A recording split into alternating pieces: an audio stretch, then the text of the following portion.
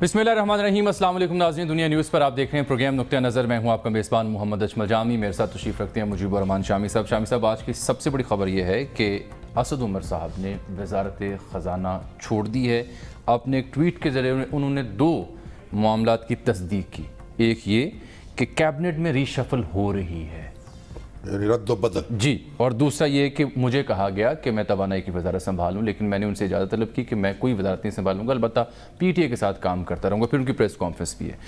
तो एन उस वक्त जबकि IMF से हमारे मामला तय पाए जा रहे हैं या तय पाए जाने के करीब हैं, FATF सर पर है, बजट आने वाला है और फिर एमनेस्टी स्कीम दो कैबिनेट मीटिंग्स में अप्रूव नहीं हो सकी और मईशत की जो सूरत हाल है सब उसको महसूस कर रहे हैं। एन उस मौके पर 8 माह बाद वज़ीर ख़ज़ाना, जिनको इमरान खान ख़ुद भी उन पर बड़ा रिलाई करते थे और वो ख़ुद अपने मुँह कहते थे कि मैं इमरान खान का ओपनर हूँ, तो वो रन आउट हो गए हैं। यानी वापस जाना पड़ गया उन्हें पवेलियन, रन आउट होकर। नहीं, रन आउट हो गए हैं या एम्पायर जो है नहीं, उसने उनको आउट करार दे दिया है। एम्पायर ये ज़्यादा बेहतर तबसरा सियासी एतबार से। और देखें, इमरान खान साहब क्रिकेटर है ना माशाल्लाह, दुनिया के माने जाने, और क्रिकेट बाई चांस। अच्छा, अब मैं चाह रहा हूँ कि असद उमर साहब ने इस्तीफ़ा क्यों दिया, वो क्या वजूहात थी? असद उमर साहब नहीं दिया उन्होंने, जी इस्तीफा नहीं दिया, तो फैसला हो गया, इस्तीफा लिया गया उनसे। हाँ, ये बेहतर बात है। तो क्या वजूहात थी कि उनसे इस्तीफ़ा लिया गया? और अगर असद उमर साहब वजारत छोड़ रहे हैं तो इसका क्या ये मतलब नहीं निकलता कि उनकी जो पॉलिसीज़ थी उससे इमरान खान साहब गैर मुतमईन थे? और असद उमर साहब जिन पे 8 साल तक मुसलसल इमरान खान साहब उनका डंका बजाते रहे कि इनके पास मईशत को ICU से निकालने का हल मौजूद है, 8 माह में ही। ICU से निकालने का नहीं, उसको तवाना करने का, उसको आगे बढ़ाने का, मुल्क को तरक्की करने। नहीं जी, उनको तो ये था ना कि मईशत ICU में इसलिए हम आएंगे, ठीक है? नहीं, वो देखिए, पहली बात ये बार बार ये लफ्ज़ यूज़ किया जाता है। आप ये देखिए कि असद उमर जो है वो एक बहुत बड़े यानी बिजनेस मैनेजर जो एंग्रो में आए और फिर चंद साल के अंदर अंदर उसके प्रेसिडेंट और CEO हो गए। ठीक बात है। और उनकी जो तनख्वाह आखिरी जो बताई जाती है, मगर उनके 70 लाख रुपए सालाना तनख्वाह होगी सर, वो एक इदारा था ना, ये मुल्क है। देखिए ना, मुल्क भी एक अदारा ही होता है ना। तो असद उमर जो हैं, जो हमारे, मैंने पहले भी अर्ज़ किया था, जो हमारे बिजनेस स्कूल्स के लोग पढ़ते हैं, जो उनके वो आइडियल्स थे स्टूडेंट्स के। हमारे बरखुरदार उस्मान शामी साहब IBA के ग्रेजुएट हैं कराची के, और वो और उनके क्लास फेलोज जब उनसे मुझे मिलने का इत्तफाक होता था, जब इलेक्शन 2013 के हो रहे थे, तो वो उनको आइडलाइज करते थे। तो एक बात दूसरी बात सुन लें कि असद उमर जो है पाकिस्तान के उन चंद वज़राए ख़ज़ाना में से हैं जो बराह रास्त इंतखाब लड़कर कौमी असम्बली के मेंबर बने, सियासत में हिस्सा लिया और फिर वो वज़ारत ख़ज़ाना का मनसब उनको नसीब हुआ।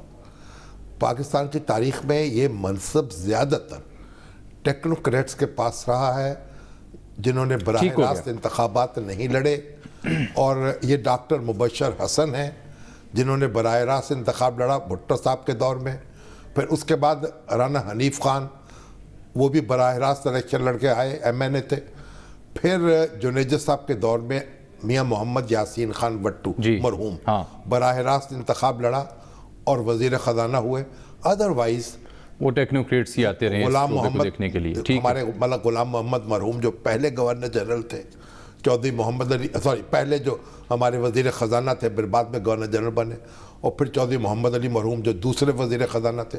और फिर आप देखें तो एक लाइन लगी हुई है उसमें टेक्नोक्रेट्स में। हाँ, सैयद अमजद अली जो हैं वो बिजनेसमैन थे और वो भी हम वज़ीर ख़ज़ाना रहे, लेकिन बराह रास्त इंतखाब उन्होंने नहीं लिया। यानी साबित हुआ कि ज़्यादातर जो वज़ीर ख़ज़ाना रहे या मुशीर ख़ज़ाना रहे, वो असद उमर जो है, ठीक है, ये बराह रास्त मुंतखब हो गया। डॉक्टर मुबशर हसन और असद उमर, आप इन दोनों को ये यूनिक उनकी खसूसियत कि उन्होंने पार्टी ज्वाइन की, उसमें हिस्सा लिया, उसकी कंपेनिंग की और उस तरीके से इंतखाब लड़ा और फिर वज़ारत ख़ज़ाना का मनसब संभाला। ठीक हो गया। अब मैं प्रोग्राम में खुशामदीद कहता हूँ हमारे ब्यूरो चीफ इस्लामाबाद से खबर गुमन साहब को। पहले एक बात मैं तारुफ तुमको करवा दूँ ना। और दूसरा, जो आपने जहाँ से बहस का आगाज़ किया, ज़रा मैं آپ کو اور ناظرین کو یاد دلا دوں کہ اسد عمر صاحب کے بارے میں عمران خان صاحب کہا کیا کرتے تھے، پھر آگے بھی چلیں گے کہ آئندہ وزیر خزانہ کون ہو سکتا ہے، اسد عمر صاحب کو کیوں ان کا استعفیٰ لیا گیا اور اب ملک کی معیشت کا کیا بنے گا، یہ سارے سوال آپ کے سامنے رکھیں گے۔ لیکن پہلے دیکھیے جناب عمران خان صاحب کیا فرماتے تھے اسد عمر صاحب کے بارے میں۔ جی اچھا چلیں، جیسے یہ بیان تیار ہو ہمیں بتائیے گا، ہم پھر نشر کریں گے۔ پروڈکشن ٹیم کہہ رہی ہے کہ بھی بیان تیار اسد عمر جو ہے نا، ان کا جو استعفیٰ ہے وہ ایک بڑی بنیادی اہمیت کا حامل ہے، لیکن مجھے ایک پہلی بات یہ انہوں نے جو فیصلے کیے نا، ایک ہمارے جو اکانومسٹ ہیں اور ہمارے جو ماہرین معیشت ہیں، ان کی بڑی تعداد جو ہے وہ اس بات پر متفق ہے کہ اسد عمر صاحب نے دیر سے فیصلے کیے۔ ان کی اپنی لاجک ہے، مثلا آئی ایم ایف کے پاس جانے کا جو فیصلہ تھا وہ تاخیر سے ہوا۔ پہلا قدم یہ ہونا چاہیے تھا حکومت سنبھالنے کے بعد، تاکہ ایک استحکام پیدا ہوتا۔ یہ تنقید ان پر ہوئی ہے، اور لیکن وہ اپنی اب یہ ساری صورتحال تو وہ اس سے گزر چکے تھے، اور انہوں نے کل رات کامران خان صاحب کو انٹرویو دیا جو 1 گھنٹے کا تھا۔ آپ دیکھیں کل رات تک جو ان کی گفتگو تھی، باڈی لینگویج تھی، وہ تو بڑے پورے اعتماد تھے، اگلا لاہ عمل دے رہے تھے بالکل۔ اور وہ انٹرویو جو ہے بڑا تاریخی انٹرویو ہے، بڑی شاندار کامران خان صاحب نے جو سوالات کیے، پھر انہوں نے جو جوابات دیے، ایک بڑا میرا خیال یعنی سیاست سے تھا اور معاشیات کے طالب علموں کے لیے بڑی خاصے کی۔ جی بالکل تھا۔ اور اس کے بعد ان کو معلوم ہوا کہ ان کی وزارت تبدیل کی جا رہی ہے، وہ رخصت ہو گئے۔ اب مجھے ان کے جانے کا افسوس ہے، ان کی جو اہمیت تھی اور جو حیثیت تھی، ان کو اس طریقے سے نہیں گھر جانا چاہیے تھا۔ لیکن مجھے ایک بات میں عرض کروں آپ سے کہ یہ بھی ایک پاکستان کی تاریخ میں ایک نیا معاملہ ہوا ہے کہ انہوں نے پورے ایک ڈگنیٹی کے ساتھ اپنا عہدہ چھوڑا، اس کے بعد وہ چھپے نہیں ہیں، آنسو نہیں بہائے، سامنے آیا، انہوں نے کہا کام جاری رکھوں گا پی ٹی آئی کے اور ساتھ، پریس کانفرنس کی ہے، صحیح بات، اور کسی غصے کا اظہار نہیں کیا، بالکل نہیں، اور اپنے لیڈرشپ پہ کہا ٹھیک ہے، ڈیسنسی ہے ان کی، اور بڑی ایک ڈیسنٹ طریقے سے انہوں نے بیہیو کیا ہے۔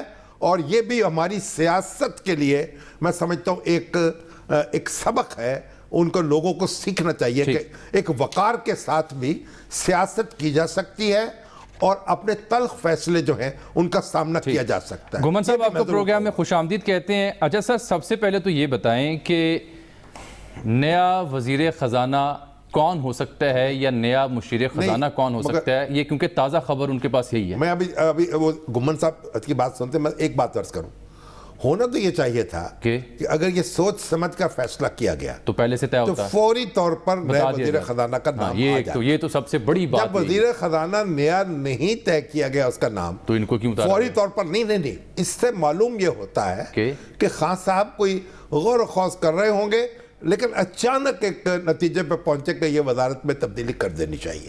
یعنی یہ اس سے یہ خبر یہ بھی ہوتی ہے، غمازی ہوتی ہے، ایک اینگل یہ بھی ہے۔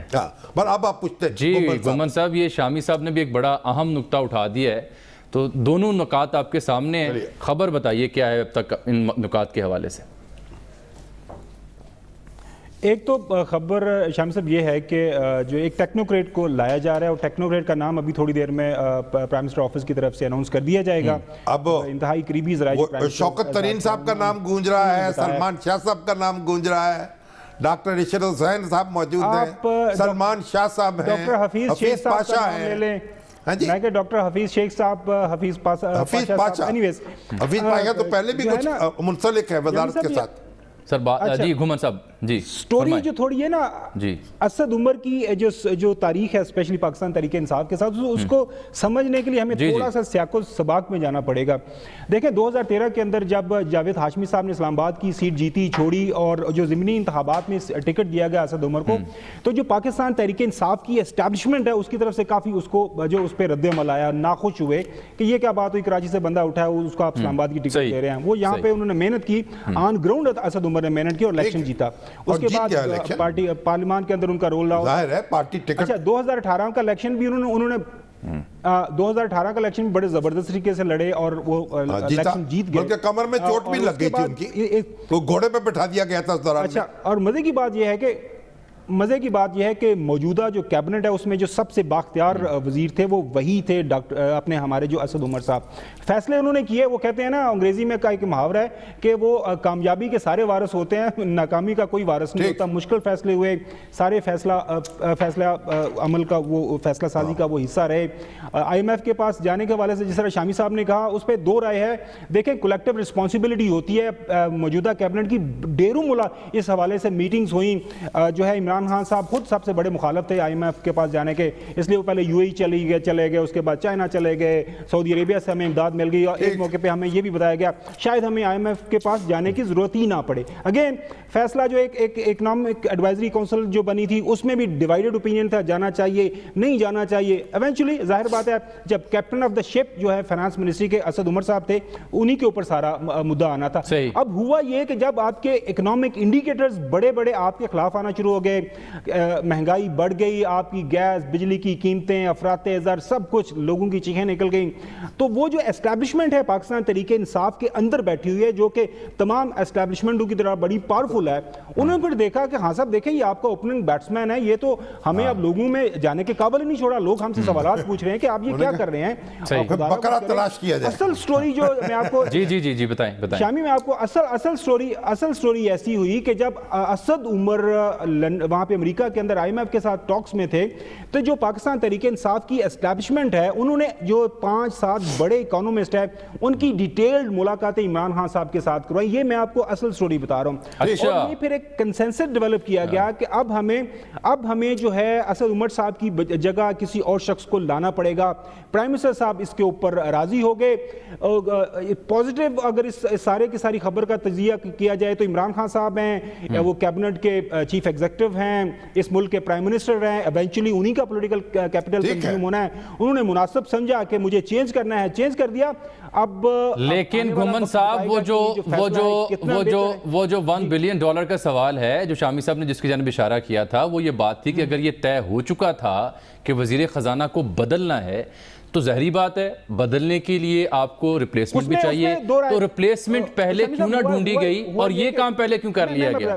میں بتاتا ہوں اس کی وجہ یہ بنی کہ ایک رائے یہ تھی کہ یہ جو 4-5 آپ کے جو کی اکانومسٹ ہیں اس کی کمیٹی بنا دی جائے اور وہ کمیٹی کو پرائم منسٹر صاحب خود سپروائز کریں ایز اے فائنانس منسٹر, جس طرح وزارت داخلہ بھی پرائم منسٹر عمران خان صاحب کے پاس اس وقت موجود ہے.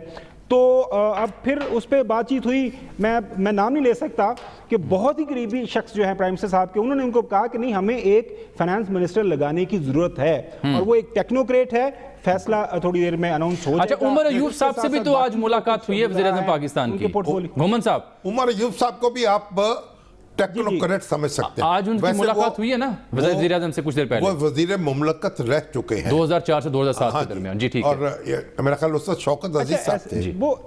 وہ اس ملاقات کے بارے میں کچھ بتائیے. جی بالکل.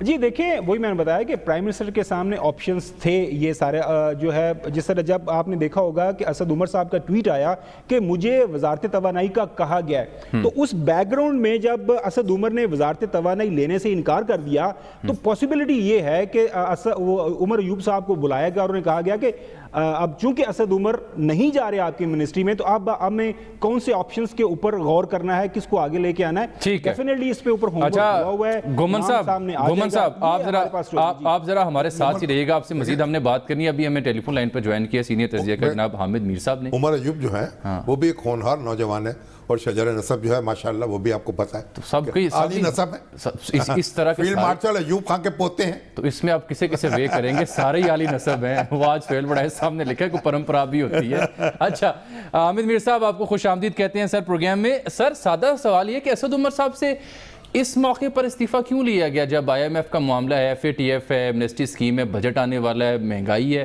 تو یہ کیوں لیا گیا سر استعفیٰ ان سے؟ آپ کی خبر کیا ہے سر, آپ کا تبصرہ کیا ہے؟ دیکھیں یہ ایک بڑی لمبی کہانی ہے جو 3-4 مہینے پہلے شروع ہوئی تھی جی, اور اس میں آپ اگر کابینہ کے جو پچھلے 5-6 جو اجلاس ہوئے ہیں جی, ان اجلاسوں میں جو وزراء حضرات کابینہ کے اجلاس میں اسد عمر صاحب پر بہت زیادہ تنقید کرتے رہے ہیں, تو اس میں فیصل واڈا صاحب شامل تھے. پھر ایک اجلاس میں فواد چودھری صاحب اور اسد عمر صاحب کی آپس میں بڑی گرما گرم بحث ہوئی. پھر جو مراد سعید صاحب ہیں وہ بہت کھل کر اسد عمر صاحب پہ تنقید کر رہے تھے. پھر علی زیدی صاحب کا اور اسد عمر صاحب کا بھی ایک کافی اختلاف تھا. اس کا تعلق جو ہے وہ بہت سے معاملات سے تھا. تو لگ یہ رہا تھا کہ اسد عمر صاحب پر پریشر ڈالا جا رہا ہے کہ وہ استعفیٰ دے دیں. اور اسی دوران پھر آپ کو یاد ہوگا کہ کچھ ہفتے پہلے شاہ محمود قریشی صاحب جو ہیں انہوں نے بھی ایک سٹانس کھلم کھلا لے لیا اور انہوں نے کہا جی کہ جہانگیر ترین صاحب کو کابینہ کے اجلاسوں میں نہیں آنا چاہیے. جی. تو اس میں جو ہمیں پتہ چل رہا تھا وہ یہ تھا کہ جو پاکستان تحریک انصاف کے اندر ایک بہت بڑا جو گروپ ہے جس میں کچھ وزراء بھی شامل ہیں, کچھ ارکان پارلیمنٹ بھی شامل ہیں, ان کا یہ خیال ہے کہ اسد عمر صاحب جو ہیں وہ پاکستان میں جو بہت سے غیر ملکی سرمایہ کار ہیں, ملٹی نیشنل کمپنیز ہیں, پھر جو بڑے لوگ ہیں مثلا شوگر ملوں والے ہیں, ٹیکسٹائل ملوں والے ہیں, وہ ان کے مفادات کو بہت نقصان پہنچا رہے ہیں. اور ان کا یہ موقف ہے اسد عمر صاحب کا کہ میں لانگ ٹرم پالیسیز جو ہیں وہ انٹروڈیوس کرنے کی کوشش کر رہا ہوں جن کا الٹیمیٹلی فائدہ جو ہے وہ عام آدمی کو ہوگا, لیکن اس کا نقصان جو ہے وہ بڑے جو سرمایہ دار ہیں ان کو کافی نقصان ہو رہا تھا. تو یہ ایک بڑی اندر کیبنٹ کے اندر ایک ڈویژن ہوئی تھی اور اسی کی وجہ سے ایک جو اجلاس تھا اس میں اسد عمر صاحب کو یہ کہنا پڑا کہ جی یہ جو زراعت کے معاملات ہیں اس پہ آپ میری بجائے کسی اور سے بریفنگ لے لیں. تو پھر جہانگیر ترین صاحب کو بلایا گیا تھا. تو اس پر ایک بظاہر اس وقت تاثر یہ ہے کہ جی اسد عمر صاحب کو اکنامک پالیسیز کی وجہ سے ہٹایا گیا ہے. اکنامک پالیسیز بھی ہو سکتی ہیں, اس میں ٹیکس ایمنسٹی اسکیم جو ہے اس پر بھی اختلاف رائے تھا, لیکن یہ جو ان کے اپنے کابینہ کے ساتھیوں کے ساتھ اختلافات ہیں یہ تقریباً 1.5-2 مہینے سے چل رہے تھے اور پچھلے 2 دن میں اس میں کافی شدت آ گئی تھی اور اسد عمر صاحب جو ہیں ان کے لیے کافی مشکل ہو گیا تھا بطور وزیر خزانہ کنٹینیو کرنا. تو میر صاحب پھر یہ کہا جا سکتا ہے کہ وہ اختلافات کی شدت اس حد تک حاوی ہو چکی تھی کہ اس سے پہلے کہ ریپلیسمنٹ ڈھونڈی جاتی پہلے یہ طے کر لیا گیا کہ ان سے عہدہ واپس لے لیا جائے. اصل میں اسد عمر صاحب جب کچھ دن پہلے پاکستان سے باہر گئے تھے IMF سے مذاکرات کرنے, تو ان کے پیچھے سے ان کے خلاف صرف ان کے خلاف نہیں بلکہ 3-4 اور وزراء جو ہیں ان کے خلاف کافی جو لابنگ تھی اس میں شدت آ گئی اور اسد عمر صاحب کو شاید پتہ نہیں تھا. اور جس دن وہ واپس آئے تو اس دن ان سے اسلام آباد میں صحافیوں نے پوچھا کہ سنیں جی کہ آپ کو تبدیل کیا جا رہا ہے, تو انہوں نے بڑے اعتماد سے کہہ دیا کہ ہزاروں خواہشیں ایسی کہ ہر خواہش پر جی. لیکن اسی دن شام تک ان کو پتہ چل گیا تھا اور وہیں دم نکل گیا کہ وزیر اعظم صاحب جو ہے وہ ان کو وزارت خزانہ سے ہٹانے کا فیصلہ کر چکے. اور پھر ٹیکس ایمنسٹی اسکیم جو ہے اس پر جب پہلے تو صرف 4-5 وزیر ان پہ تنقید کرتے تھے, جب 8-10 وزیروں نے اکٹھا ہی ان پہ اٹیک شروع کر دیا اور ان کو ڈیفینڈ کسی نے نہیں کیا, تو پھر ان کو سمجھ آ گئی کہ اب میں جانے والا ہوں. تو میر صاحب یہ جو شفل آج ان کے اپنے ٹویٹ میں جو جملہ ہے بڑا دلچسپ کہ کیبنٹ ریشفل PM ڈیزائرڈ, وہ اس سے کیا مراد ہے؟ کتنی کو ریشفلنگ ہو رہی ہے, کتنا رد و بدل ہونے جا رہا ہے کیبنٹ میں, مزید کیا تبدیلیاں دیکھنے کو مل سکتی ہیں؟ آج اسد عمر صاحب نے جو آج ٹویٹ کر دیا نا, جی, تو ٹویٹ کر کے انہوں نے ہمارے دوست جناب فواد چودھری صاحب کا جو تردید تھی کہ جی کوئی ریشفل نہیں ہو رہا ہے, اس کو غلط ثابت کر دیا. بلکہ فواد چودھری صاحب تو پیمرا چلے گئے لے کے کہ خبریں صحافیوں نے غلط پھیلائی ہیں. جی اور پیمرا نے نوٹس بھی جاری کر دیا. جی ٹھیک ہے جی. اچھا, اور اس کے علاوہ جو وزیر اعظم ہاؤس ہے وہاں سے بھی بہت سے لوگ ہیں وہ کہہ رہے تھے کہ آپ لوگ غلط خبریں دے رہے ہیں. جی, تو اب اس پہ آپ خود دیکھ لیں کہ صحافیوں کو کہا جاتا ہے جی یہ کرپٹ ہیں, لفافہ خور ہیں, ان کا کوئی دین ایمان نہیں ہے. تو صحافی جو ہے وہ اپنی خبر پہ قائم تھے. وزیر اعظم ہاؤس کہہ رہا تھا کہ جی آپ کی خبر غلط ہے, اور کچھ صحافی کہہ رہے تھے نہیں ہماری خبر درست ہے. تو الٹیمیٹلی وہ لفافہ خور صحافی صحیح ثابت ہو گیا ہے, وزیر اعظم ہاؤس غلط ثابت ہو گیا. آپ خود فیصلہ کر لیں کہ بات کہاں سے شروع. میر صاحب باقی وزراء کون سے ہیں, باقی قلمدن کون سے ہیں سر جو بدلے جا سکتے ہیں آپ کی رائے میں؟ ایک تو ہم نے سنا ہے غلام سرور خان صاحب کا, جی, اور دوسرا ہمیں یہ پتا چلا تھا کہ جو کچھ دن پہلے وفاقی وزیر پارلیمانی امور بنے ہیں اعجاز شاہ صاحب, جی, وہ وزیر داخلہ ہو جائیں گے, ان کو وزیر داخلہ بنا دیا جائے گا. ایک کشمیر کے جو امور کشمیر کے وزیر ہیں ان کے بارے میں بھی سنا تھا کہ ان کو بھی تبدیل کیا جا سکتا ہے, اور کچھ اور پورٹ فولیوز بھی تبدیل کیے جائیں گے. لیکن اصل میں اسد عمر صاحب نے نا آج گڈ بائے کہہ کے تو ایک بہت بڑا کرائسس کریٹ کر دیا, کیونکہ یہ ذرا قبل از وقت ہو گیا ہے. وزیر اعظم صاحب کا خیال تھا کہ جب IMF کے ساتھ ڈیل ہو جائے گی, اس کے بعد میں اسد عمر کو چینج کروں گا اور تب تک نئی ریپلیسمنٹ ڈھونڈ لی جائے گی. اور نئی ریپلیسمنٹ کے لیے جو 4 نام کچھ لوگوں نے ان کو دیے تھے, وہ چاروں کے چاروں نام جو ہیں وہ پارلیمنٹ کے ممبر نہیں تھے. وہ چاروں کے چاروں وہ لوگ تھے, شوکت ترین صاحب تھے, حفیظ شیخ صاحب تھے, اور حسین صاحب تھے. حفیظ پاشا یا حفیظ شیخ؟ حفیظ شیخ, حفیظ پاشا نہیں, حفیظ شیخ. حفیظ پاشا بالکل بھی نہیں, حفیظ پاشا بالکل بھی نہیں. تو یہ نام تھے جو, تو ان ناموں کے بارے میں یہ عمران خان صاحب کو کہا گیا کہ یہ تو وہ لوگ ہیں جو کبھی پیپلز پارٹی کے دور میں اور کبھی مسلم لیگ نون کے دور میں یہ کسی نہ کسی حیثیت میں جو اکانومیز کے معاملات چلانے میں وابستہ رہے ہیں. اور آپ لوگ کہتے ہیں کہ ان 2 پارٹیوں نے اکانومی کو تباہ کر دیا, تو پھر انہی کے لوگوں کو اگر آپ لے کے آئیں گے تو پھر کیا ہوگا؟ تو پھر اب ایک تجویز جو ہے وہ پھر ان کو یہ دی گئی تھی کل تک. کل تک عمران خان صاحب کی تجویز یہ تھی کہ وہ وفاقی وزارت داخلہ کا پورٹ فولیو چھوڑ دیں گے, وفاقی وزارت خزانہ کا پورٹ فولیو لے لیں گے, اور کسی ٹیکنوکریٹ کو اپنے ایڈوائزر لے لیں گے.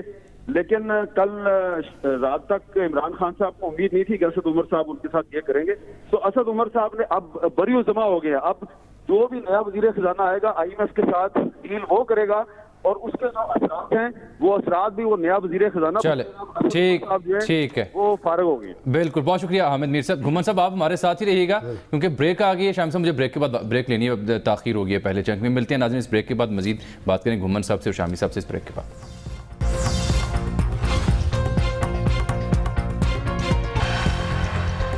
ویلکم بیک ناظرین. شامی صاحب یہ دیکھیں نا, 8 ماہ اور 4 سے 5 اہم استعفے, یعنی اعظم سواتی صاحب سے کام شروع ہوتا ہے, علیم خان صاحب کیس کی نظر ہو گئی, وہ تو گیا نا, وہ جو فیاض الحسن چوہان اعظم سواتی جو ہیں وہ اپنی نظر ہو گئے. فیاض الحسن چوہان صاحب بھی اپنی نظر ہو گئے. نہیں, فیاض الحسن چوہان تو میں نے سنا ہے دوبارہ وزیر بننے والے. جی امکان ہے, صرف محکمہ بدل جائے گا. اور اب اسد عمر صاحب. تو یہ 5 اہم جو وزراء تھے وہ کسی نہ کسی وجہ سے. اسد عمر جو ہے نا, علیم خان کی بھی اہمیت ہے بڑی PTI کی آرگنائزیشن میں, اس کے سیاسی سفر میں, لیکن وہ دوبارہ نیب کے بینٹ چڑھے. اسد عمر جو ہیں وہ اپنی یعنی لیڈرشپ کے اس میں صف اول میں تھے, اور ایک بڑی خدمات ہیں ان کی اور بڑی کنٹریبیوشن ہے. تو ان کو آپ پتہ نہیں کس سے تشبیہ دیں گے. میں کسی سے تشبیہ نہیں دے رہا, میں ابھی جاننا چاہ رہا ہوں کہ اب یہ جب اسد عمر صاحب کی, مگر اس سے 2 باتیں ہوئی نا. پہلی ایک بات تو یہ ہوئی کہ خان صاحب نے یہ تسلیم کر لیا کہ یہ جو تنقید ہو رہی تھی یہ درست ہے, یہ درست تھی, اور جو پالیسیز تھیں وہ ٹھیک نہیں تھی, وہ یعنی وہ کوئی مثبت نتائج نہیں دے رہی. اور دوسرا نقطہ یہ کہ اس کی ذمہ داری جو ہے وہ اسد عمر پر ہے, اور وہ بیچارے بھینٹ چڑھ گئے یا قربانی کا بکرا بن گئے, جو کچھ کہہ لیجئے. ٹھیک ہو گیا. اب یہ جو ہمارے احمد میر صاحب کہہ رہے تھے نا, خان صاحب خود وزیر خزانہ ہو جائیں گے, اور پھر کوئی ایڈوائزر ہو جائے گا ان کا, یعنی کوئی بھی شخص جو ہے وہ ایڈوائزر کام کریں گے.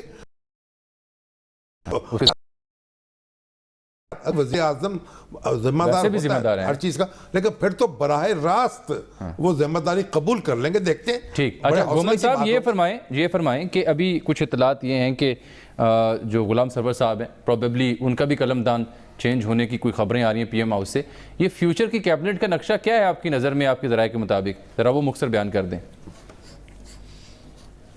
جی شامی صاحب, ایک تو آج جو سب سے بڑا امپیکٹ آج کے فیصلے کا وہ یہ آیا ہے کہ عمران خان صاحب نے سب پہ واضح کر دیا ہے, اپنی پارٹی کے لوگوں کے اوپر بھی اور اپنے اتحادیوں کے اوپر بھی, کہ اگر میں اپنے سب سے اہم ترین شخص کو پارٹی کے اور سب سے جو میرے کلوز ہے, میرا اوپننگ بیٹسمین ہے, اگر اس کو میں گھر بھجوا سکتا ہوں, سیکریفائز کر سکتا ہوں, چینج کر سکتا ہوں, لہٰذا میرے لیے کوئی سیکریڈ کاؤ نہیں ہے. لہٰذا وہ جو ایک تھا نا, یہ جو ایک کہہ لیں کہ واٹر شیڈ مومنٹ تھا, وہ انہوں نے وہ سارا کا سارا وہ آ گیا. کوئی ناگزیر نہیں. اب انفارمیشن ٹیکنالوجی, جی کوئی ناگزیر نہیں ہے. انفارمیشن ٹیکنالوجی کے منسٹر MQM والے وہ اپنی منسٹری سے خود ناخوش ہیں, وہ کہتے ہیں مجھے تو سمجھ نہیں آ رہی منسٹری کی, وہ تبدیل ہونی ہے. غلام سرور خان پیٹرولیم منسٹری, یہ گیسز کی پرائسز کے حوالے سے ہم نے دیکھا کچھ ان کو سمجھ نہیں آیا. جب پوچھا گیا انہوں نے کہا جی مجھے تو پتہ ہی نہیں تھا, مجھے یہ منسٹری میں یہ دی جا رہی ہے, یہ دی جا رہی ہے. اسی طرح ہمارے وہ افریدی صاحب ہیں اسٹیٹ منسٹر فار انٹیریئر, ان کو زیادہ شوق ہے وہ میڈیا پہ آنے کا, تقریریں کرنے کا. اسلام آباد جیسے شہر کے اندر وہ کرائم کو زیادہ کنٹرول نہیں کر سکتے, اور مرحومین کے حوالے سے بھی عہدے بخشنے کا रफसंजानी साहब को सदर बना रहे थे बात वो तो ईरान कल का। से कब से अच्छा, इसी तरह जी इसी तरह जो फूड और नेशनल सिक्योरिटी के मिनिस्टर हैं साहबजादा महबूब सुल्तान साहब हाँ जंग जी। से हैं, एग्रीकल्चर का सेक्टर आपके सामने है, उस पे कुछ नहीं हो रहा। गुमान साहब बात चल साथ रही है। रहे, ये वो मिनिस्टर अच्छा। हैं जिनके बारे में आपने चंद रोज पहले मैंने नाम तो नहीं लिया था। एक खबर दी थी। खबर ये थी कि भाई कुछ हो रही है, ठीक। कटपट हो रही है, चलिए। कुट। गुमान साहब आज आपने अच्छा, बड़ी एक मैराथन और जी भी- जी एक वाइंड और अप कर भी- लें, जी वाइंड अप कर लें। एक और भी बड़ी एक इंटरेस्टिंग खबर है जी। कि परवेज खटक साहब भी कह रहे हैं कि जी डिफेंस मिनिस्ट्री में मेरे पास चलो। कुछ करने को नहीं है, तो चलो। मुझे भी कोई ऐसी मिनिस्ट्री दे दे कि वो- मैं आगे पीछे चलता फिरता रहूं, तो चांसेस हैं कि शायद उनका भी पोर्टफोलियो आगे पीछे हो जाए। ये आप भी आपको देखिए खबर जनरल ज़ियाउल्लाह के दौर में मीर अहमद अली ताजपुर जो थे, वो उनकी बड़ी बड़ी मूछें थी, वो डिफेंस मिनिस्टर हुआ करते थे। ठीक। उनसे पूछा आपको डिफेंस मिनिस्टर क्यों रखा हुआ है, उन्होंने कहा मेरी मूछें बड़ी हैं। चल इनकी तो मूछें भी नहीं है बेचारों की, ठीक, वो कह रहे हैं करने को कोई काम भी नहीं है। तो गुमान साहब कह रहे हैं कि वो चाहते हैं कि मुझे कोई हलचल वाली मिनिस्ट्री दे ताकि नहीं। पता चले मैं हूं कहीं पे। नहीं, किसी मीटिंग में मैंने उनको देखा नहीं है। डिफेंस मिनिस्ट्री क्या करनी है उन्होंने, ये तो सारे मामलात चीफ ऑफ आर्मी स्टाफ और वजीर आजम, हाँ बिल्कुल ठीक है। और वो बेचारे जो हैं दीवार से लगे बैठे हैं। अच्छा, इसीलिए वो चाहते हैं ना। लेकिन अब ये मैंने अच्छा गुमान साहब, आज आपने बड़ी मैराथन ट्रांसमिशंस की हैं, आप हमारे प्रोग्राम के लिए आपने वक्त निकाला, आपको बहुत शुक्रिया। साबिक सेक्रेटरी खजाना जनाब वकार अब मसूद ये साहब भी भी सुना है तशरीफ ला ना, चुके हैं टेलीफोन लाइन पे, उनसे ये बात तो करता सुना हूं। जी। चौधरी निसार अली खान साहब, उनकी भी तो खबर है ना, सर, शायद वो पंजाब असेंबली का मैं हलफ उठाने वाले आप कह रहे थे। मैं गुजारिश करता हूँ, हमारे दोस्त हैं, हमारे रिपोर्टर हसन रज़ा आया आज मेरे पास, तो वो कुछ खुसर बुसर कर रहे थे, तो मैंने और हसन रज़ा ने बैठ के कुछ सुर मिलाने की कोशिश की, कुछ लोगों से राब्ते किए इस्लामाबाद आगे पीछे, तो इत्तला ये मिली कि हाँ उनके हाँ यानी चौधरी साहब के हाँ कुछ मुलाकातें तो हो रही हैं, लेकिन वो खुद को बड़ा परहेज़ रख रहे हैं, फासला रख रहे हैं, और ये तासुर देने से गुरेज कर रहे हैं कि कुछ हो रहा है। तो कंक्लूजन ये थी कि ऐन मुमकिन है कि आने पंजाब असेंबली में तशरीफ ले आए, ऐन मुमकिन है। अब ये मैं कोई इसकी अच्छी बात है, उनसे राब्ता नहीं बड़ा हो अरसा पाया। हो गया उनसे मुलाकात। हाँ ये अच्छी बात है, आ जाए वापस। अच्छा वैसे तो घुम्मन साहब से कहना चाहिए कि उनसे रब्ता कर लो। हाँ, ये घुम्मन साहब अभी चूंकि सुन ही रहे होंगे, घुम्मन साहब अगर इस बारे में अगर आप राब्ता करें तो फिर आने वाले प्रोग्राम में इस पर तबसरा वकार करेंगे। मसूद साहब, अब इसलिए कि इस फैसले की मैशत पे क्या असर होंगे वो बात कर लेते हैं। वकार मसूद साहब, अस्सलाम वालेकुम सर। वालेकुम सलाम। डॉक्टर साहब ये बताइए कि कैसी खबर लगी आपको, क्या रद्द-ए-अमल था और क्या असरात होंगे इसके हमारी मईशत पर? मैं तो अफसरदा हूँ और तशवीश है मुझे कि जब आपसे भी बात हुई थी पिछले दिनों भी, जी हाँ जी, वो कहते हैं कि बेल मुंड रही थी, बकरियां जो हैं वो चढ़ने लगी थी पहाड़ों के ऊपर, और एकदम से ये काम करके जो है जो बेयकीनी का आलम है उसमें इजाफा कर दिया गया है। बेयकीनी के आलम में ऐसे नाजुक मौके पे जबकि IMF का प्रोग्राम होने वाला है, सही और है। उसके साथ ही जो है बजट स्तर पे खड़ा हुआ है, वो दोनों मिलकर हैं, एक बहुत बड़ा मरहला है किसी भी हुकूमत के लिए। उस वक्त हुकूमत इस चीज में जाके ये हिकमत और दानिश से क्या है मुझे तो समझ में नहीं आ रही। सही है। अब नए साहब आएंगे, उन्हें कुछ तो वक्त लगेगा रास्ते को समझने में, एक कदम उठाना, दूसरा कदम उठाना, नए लोगों नए होंगे वो, क्या उन्हें जो हामिद मीर साहब कह रहे थे कि ताउन नहीं मिला असद उमर को, जो कि खुद इनके मतलब बिल्कुल इब्तदाई साथियों में से हैं, तो अब नए आने वाले को जो गैर मुंतखब होगा क्या उसको वो जगह मिलेगी? अमल बड़ा अहम सवाल है, जो बड़ा अहम कि सवाल। मतलब इस शोबे के लिए इंतहाई अहम है, और सही। क्या वो दूसरे साथियों का एतमाद हासिल कर सकेगा? और बिल्कुल ठीक। मतलब जो है उसको दिफा करना पड़ता है। बिल्कुल वकार साहब, आपने मुख्तसर वकार साहब- गुफ्तगू में बहुत से सवालों को समेट लिया, तबसरा वकार करते साहब- सर वक्त मेरा खत्म हो गया, एक मिनट, लेट हो वकार गया। साहब जो कह रहे हैं, वकार साहब आपको देखा ना, ये हामिद मीर साहब बता रहे थे कि वफाकी काबीना के जितने इंतहाई पढ़े लिखे वजीर हैं वो दरपे थे असद उमर साहब और के। जूनियर नहीं, बड़े पढ़े लिखे, मुराद सईद, वाडा साहब, इनसे ज्यादा दानिश्वर कौन होगा? नहीं फिर तो फिर ठीक है ना, उसकी दानिश और हिकमत की नजर हो गए। अच्छा वकार साहब बहुत शुक्रिया सर, किसी और रोज आपसे तफसीली निशिस्त करेंगे, वक्त मेरे पास आज बहुत कम है, मुझे गैर पढ़ी लिखी ब्रेक लेनी है, ब्रेक मिलते हैं इस ब्रेक के बाद।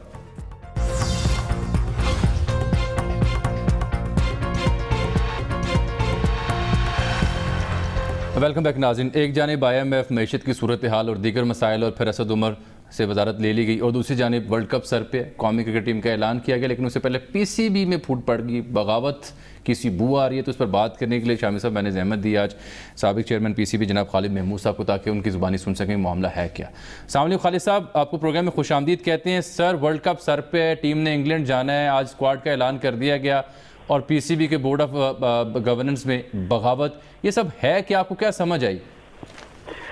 بہت شکریہ، آپ نے اپنے پروگرام میں کرکٹ پر بات کی. دراصل یہ تھا بھی ضروری کیونکہ ہمارے لوگ جو ہیں کرکٹ کے معاملے میں بہت جذباتی ہیں جی. بلکہ اگر یہ کہا جائے کہ آج ہماری قوم جتنی ملک کے مالی معاملات کے بارے پریشان ہے، شاید اتنی کرکٹ کے بارے میں بھی فکر مند ہے. جی. اور کرکٹ کے تمام شائقین کو فاتح ورلڈ کپ عمران خان کے آنے سے بہت توقعات تھی، لیکن ایسا محسوس ہوتا ہے کہ حکومت کے انتظامی مسائل کی وجہ سے وہ شاید کرکٹ بھی بھول چکے ہیں.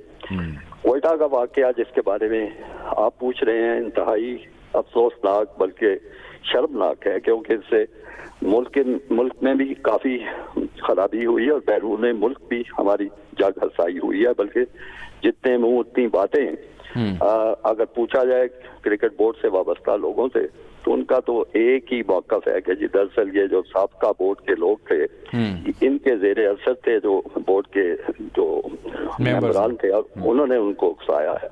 لیکن فرض کیجئے یہ بات درست بھی ہے تو سوال پیدا ہوتا ہے کہ پی سی بی نے اپنے مخالفین کو ایسا موقع کیوں دیا اور کیوں ایسی صورتحال پیدا ہوئی کہ جس کی وجہ سے وہ ہو سکے.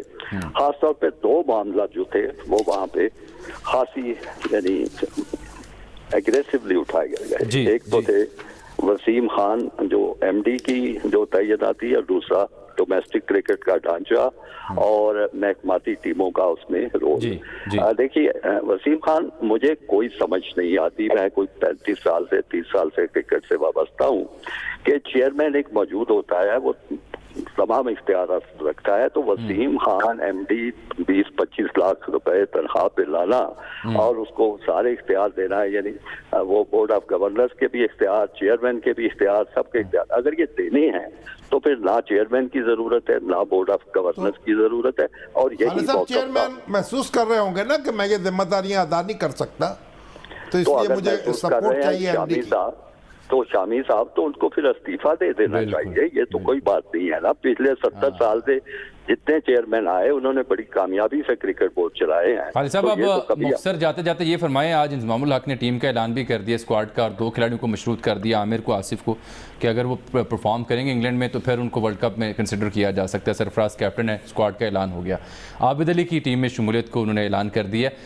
باقی ٹیموں کے ساتھ دیکھیں تو یہ کیسا اسکواڈ ہے؟ آپ سمجھتے ہیں کہ یہ ٹیم سیمی فائنل فائنل تک جا سکتی ہے؟ دیکھیے یہ ٹیم جو جتنے ہمارے کھلاڑی ہیں اچھے کھلاڑی ہیں اور پاکستان کے شاید بہترین کھلاڑی بھی ہیں اس مقصد کے لیے، لیکن نہ ان کی کوئی ذہنی اس طرح کی کنڈیشن ہے کہ وہ کوئی بڑا ٹورنامنٹ کھیل سکیں، اس پہ جیت سکیں، اور نہ ان کو کوئی ایسی پریکٹس کرائی گئی ہے. یہی وہ کھلاڑی ہیں جو بار بار ملک کے لیے کھیلتے ہیں اور ناکام ہوتے ہیں. 2 نئے کھلاڑی شامل کیے گئے ہیں، عابد علی اور وہ اوپننگ بیٹسمین کے طور پہ حسنین جو ہے بالنگ میں. یہ دونوں بہت اچھے ہیں، لیکن میرا خیال ہے کہ T20 سے آگے ان کا ایکسپیرینس نہیں ہے. ٹھیک ہو گیا، بہت بہت شکریہ سر. آپ سے مزید بات ہوگی. کرکٹ کا سیزن آ رہا ہے تو آپ کو گاہے بگاہے انگیج کریں. شام صاحب وقت ختم ہو گیا. اسد عمر صاحب کے معاملے میں بڑے سوال آئے ہیں. پھر صحیح اجازت دیں. اللہ حافظ.